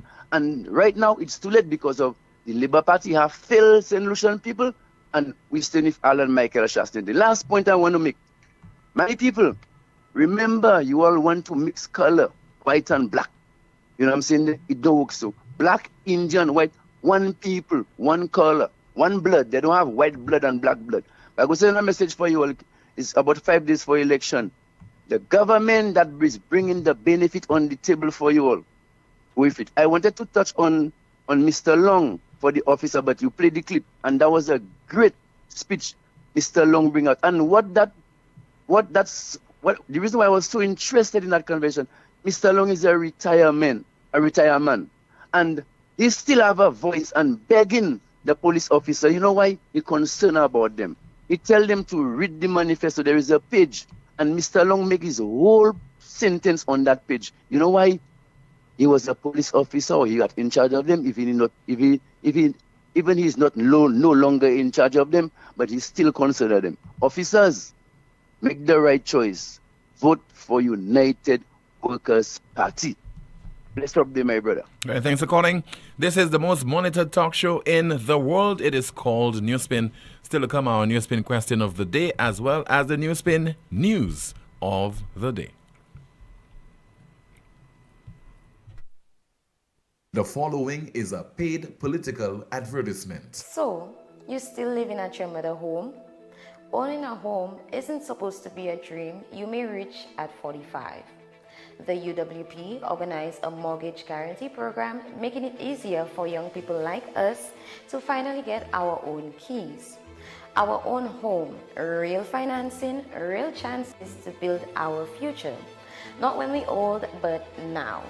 On December 1st, vote for opportunity. Vote the United Workers Party. This was a paid political advertisement. Ho, ho, ho. I had a dream that I, Santa, will be giving away amazing gifts this Christmas at Europa Hardware in Massad Grosile. I saw a Karcher pressure washer, a vacuum cleaner, steel brush cutters, Metabo power tools, even a welding machine, tile cutter, and Leo water pump. Just spend $500 or more between now and December 19, 2025. And your name and number goes into the box to be drawn. Christmas couldn't be better. Only Europa is making things so merry. Ho, ho, ho. It's not a dream, it's a fact. Shop at Europa Hardware. Call us at 452-0763. Europa, we service what we sell. Lucilec averti ou pour point précaution durant saison cyclone Salah. Mi un petit commission qui kaywen de ou protéger la vie ou ek propriétaire ou. Couiller Lucilec avant ou trim et bien couper pied bois qui pouet ligne électrique. Veillez pour ligne courant électrique avant ou monter l'échelle. Fait assurer l'échelle, scaffold et bout d'outils ou ka servi pas venir moins qui 10 pieds hors ligne courant électrique. Pas jamais servi appliance et ben outils qui ka servi courant électrique. Des wall côté qui mouillé et ben en la pli. Ça c'était en commission hors Lucilec. Tired of sky-high bills and a planet on the brink? It's time to go green without burning your pockets. At First National Bank, we are here to make saving the planet affordable. Whether you're installing solar panels, purchasing a water tank, upgrading to an inverter AC, or buying a hybrid vehicle, we've got the green to help you go green. Fast approval, low interest rates, and Mother Nature approved. Your future self will thank you. Visit firstnationalbankonline.com or call 455-7000 for more information to help you turn your green dreams into clean realities. First National Bank, here for you. KFC, yo, we back with the vibe. Strips and dip combo, flavor that rise. 3 crispy strips, fries on the side. 16-ounce drink, sauce for the ride. Order for 25, deal so nice. Golden and crunchy, can't think twice. Barbecue, honey, mustard ranch if you wish. Dip it, dunk it, finger licking bliss. KFC, bring the flavor. Set the mood, strips and dip is back. Finger licking good. This Christmas, Flow's making the season merrier when you add postpaid to internet. Unwrap a new smartphone for only $29. Plus, we're giving you 50% off your mobile bill. And win even more goodies with our Spin the Wheel Christmas promotion. This Christmas, the rewards are on us. Add postpaid to your internet plan today in-store or visit discoverflow.co for more info. Terms and conditions apply. Flow, we keep your Christmas rhythm flowing. The following is a paid political advertisement. I'm Philip J. Pierre, Prime Minister and Minister for Finance, Economic Development and the Youth Economy, and Minister for Justice and National Security. I am proud to say we have delivered to our young people. Previously, talented young solutions struggled with few opportunities and limited support. Today, through the youth economy, grants and mentorship, over 1,000 young entrepreneurs have launched and upscaled businesses, creating jobs and driving innovation. Real investment in our youth, real opportunities created, less progress you can see. This was a paid political advertisement. If you're working for a while, come by Courts, I'll make you smile. Courts Black Friday come around. We are the best prices in town. Black Friday starts now at Courts. Yeah, it's back. Courts Black Friday. I tell you, hurry fast. Traffic on the highway. You know we got unbeatable prices. And furniture, electronics, and appliances. Are you coming? Say yeah. Weekly prices. Biggest and best deals of the season. Shop and credit to win big. And pay nothing until next year, January. Clock out and come down to Courts. Courts already load. Courts already load. Black Friday starts. Courts already load. And go when Black Friday come out. Need branded apparel that looks sharp and shows up on time? Welcome to Imprinted Designs, where every stitch counts. We specialize in custom embroidery and t-shirt printing for businesses, teams, events, you name it. From embroidered logos on polished Oxford shirts, available in a variety of colors for men and women, to bold, high-quality printed tees that turn heads, we do it all. Bring your own shirts or choose from ours. Small runs, big orders, rush jobs, no problem.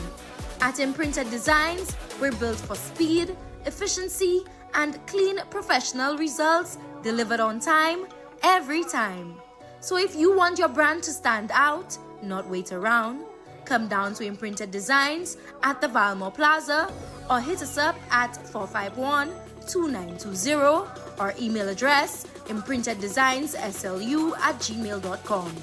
Imprinted Designs, where every stitch counts. The following is a paid political advertisement. St. Lucia cannot afford another term under this failed PJP-led SLT administration. Time and time again, promises have been made and broken. From the promised $1,500 COVID support for every St. Lucian, to removing income tax for those earning less than $4,000, to misleading the nation about the true purpose of the health and security levy. There has been a clear lack of character, with hateful attacks on citizens by ministers of government ignored by the PM, and a lack of vision shown through wasteful spending on outdated projects, while fully financed opportunities like the airport were abandoned. The country is more divided, the cost of living is higher, crime is out of control, transparency is gone, and over $1.6 billion in our CIT funds remain unaccounted for. Critical national assets like our ports have been handed away, housing projects stopped, and our democracy weakened. St. Lucia deserves better. On December 1st, we choose unity, good governance, and real progress. We are voting for Alan Chasney and the United Workers' Party, the proven team to move our nation forward. Unwally Lucians, let's right the wrongs and save our country. Take your finger and show them no mercy. Put them up with total scorn. This was a paid political advertisement.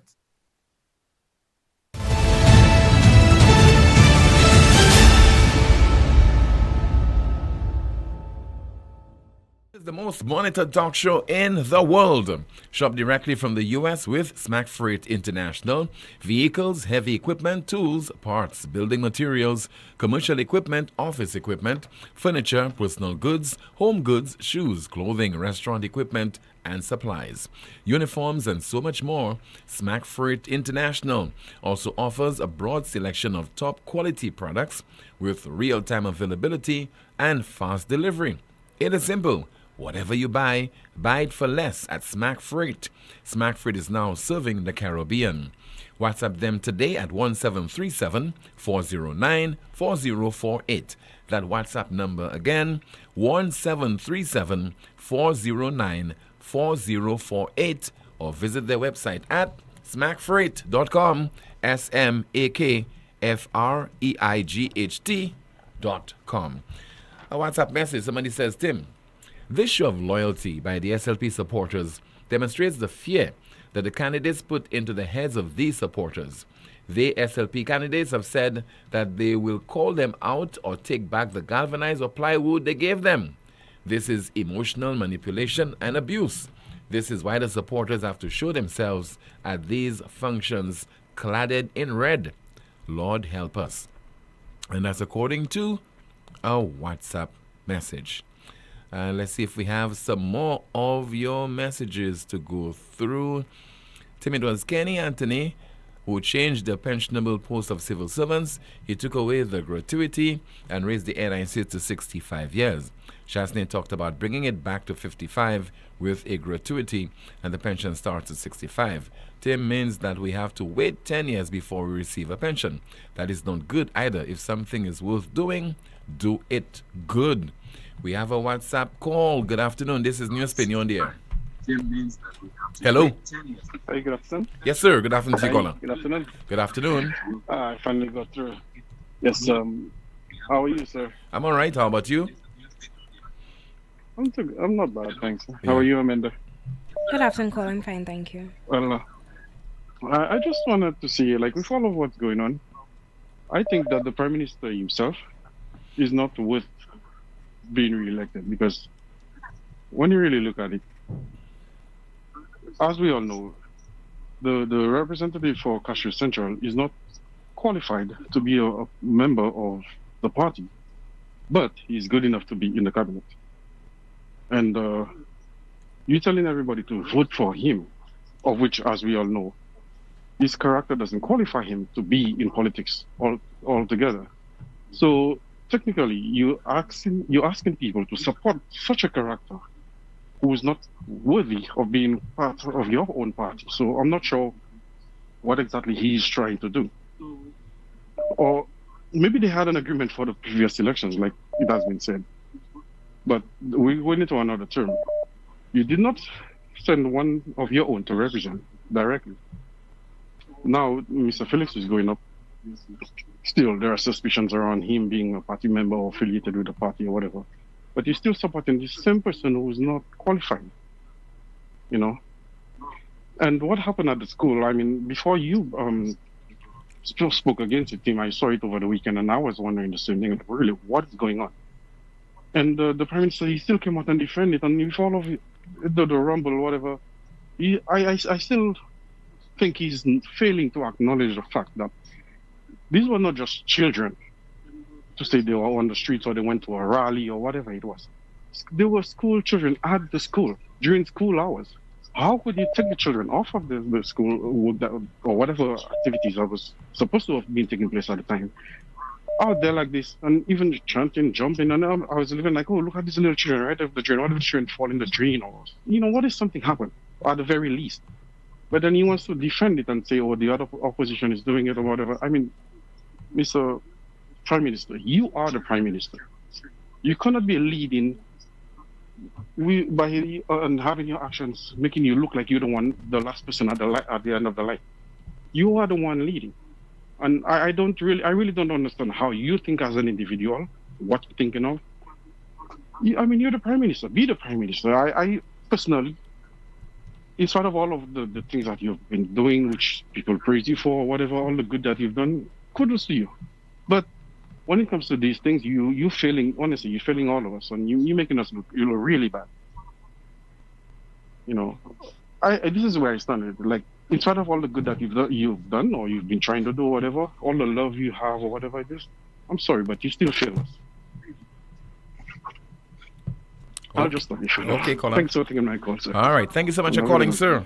Let me turn my attention to our NewsSpin question of the day. The NewsSpin question of the day, it reads, how much importance do you attach to an election manifesto? How much importance do you attach to an election manifesto? And both the UWP and the United Workers, the SLP, have launched their manifestos. The latest party to do so was the St. Lucia Labour Party last evening at the SAB over in Fiji. Let's listen to the Prime Minister.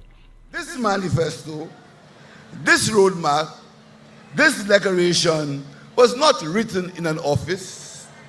It was written in the lives of our people, in your homes, in your communities, in your struggles, in your hopes, in your desire for fairness, opportunity, and respect. This manifesto, this roadmap, this declaration was not written in an office. It was written in the lives of our people, in your homes, in your communities, in your struggles, in your hopes, in your desire for fairness, opportunity, and respect. Prime Minister and SLP political leader Philip J. Pierre launching his party's manifesto last evening at the SAB over in Fiji.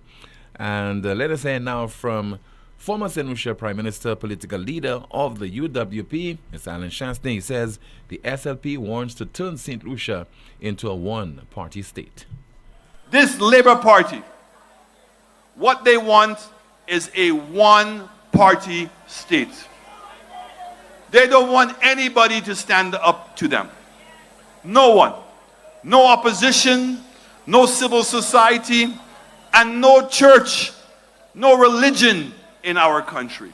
Because that is how one-party states work. They have doubled the cost of living while their pockets have gotten fatter.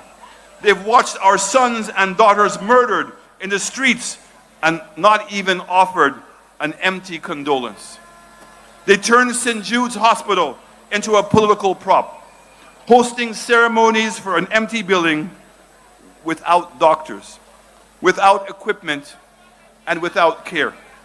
They've borrowed over $1 billion in the last 3 years.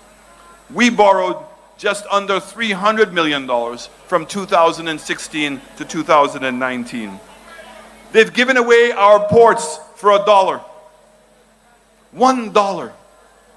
The same ports our grandparents built, that our parents maintained, and that should belong to your children. They sold it for $1. And after all of the destruction, after all of this pain, what is their plan to fix it? As in the own words of their leader, it is a mystery. Can you believe that? 1 week before the election that they called, and they still can't tell you how they're going to fix up the mess that they created. And crime. Every year we break the record for the most murders. This demands immediate, coordinated, and decisive action. We will confront this issue with the same precision, urgency, and national solidarity that we did during the fight against COVID. We will treat crime like a national emergency, and it is, with community engagement, interagency coordination, and measurable accountability. We will establish a National Crime Command Center as a comprehensive framework bringing together government agencies, civil society, private sector, and opposition parties. We will create border control authority and stop illegal guns and drugs from coming into our ports. We will establish a crime investigation and forensic unit as an autonomous entity with the resources and the authority to solve crimes. And we will do all of this while honoring the men and women in uniform who carry out this mission. Former St. Lucia Prime Minister Mr. Alan Shaston. Let's turn our attention now to Amanda King with our final update, and then we'll have the NewsSpin news of the day. Tim, someone says via the Facebook chat room, St. Lucians all of a sudden pretend like they forget. Both parties start to work before elections. Both. Have you guys forgotten about the super bridge? Do y'all need a reminder? Commentary says Wayne Gerard disappeared for 4 years, and in 2 weeks he wants to give us a fire station with appliances and ambulance borrowed from Castries, call centers, new roads, new bridge, daycare centers, and the list goes on. NewsSpin says here, I hear PJP planning on building a new airport.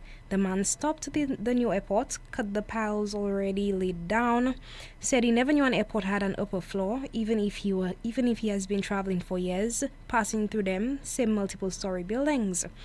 And you want him to build ours? Nah, man, you need to be voted out. The next thing is a brand new refurbished airport building you come out and give us. That's not for the people, but for the poorest of the poor. Yellow is the code. A commentator says they rather have raffle and GoFundMe for their health and make the same politicians who are airlifted at taxpayers' expense rich. Someone says if the Prime Minister himself said that people are saying that everything is political, but he got where he is because of politics. Hence the reason why I think that all his handing over ceremonies, the invitees are strong supporters of his political party and carries the party colors, and the Prime Minister himself in his speech will be very political, pointing fingers at the opposition.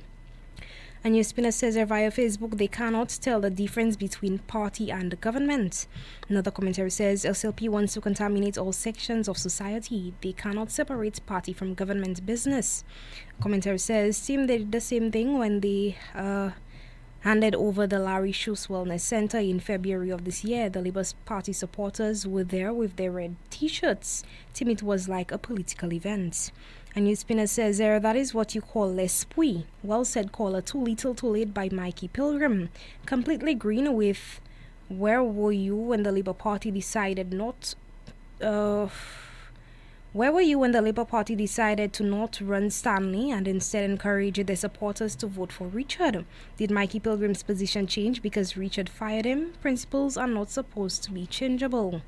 Commentary says the SLP's manifesto has everything that they started before he was voted out and the things they never accomplished in their 4.5-year term. So why should we give them a second chance?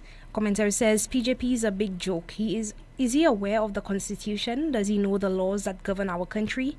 Because it seems like a big joke every time he opens his mouth.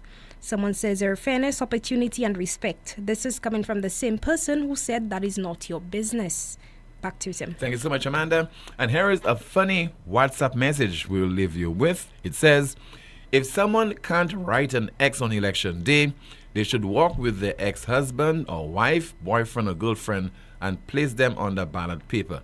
Stop destroying each other. We are all St. Lucians. You got this one, Amanda? So if someone can't write an X on election day, they should walk with their ex-husband or wife, boyfriend or girlfriend, and place them on the ballot paper. Stop destroying each other. We are all St. Lucians. WhatsApp message. Finally, the NewsSpin news of the day. It reads, experts warn that huge staff cuts at the WHO will leave the world less healthy and safe. Experts warn that huge staff cuts at the WHO will leave the world less healthy and safe. That's the broadcast. Thank you so much for watching and listening to another edition of the world's most monitored talk show. Don't forget to like the video, share, subscribe to the YouTube channel, and click the notification bell to help the channel grow. My name is Timothy Poleon. Join me this evening, 7 o'clock for the DBS News World and 8:30 Newsmaker Live. See you then. Goodbye.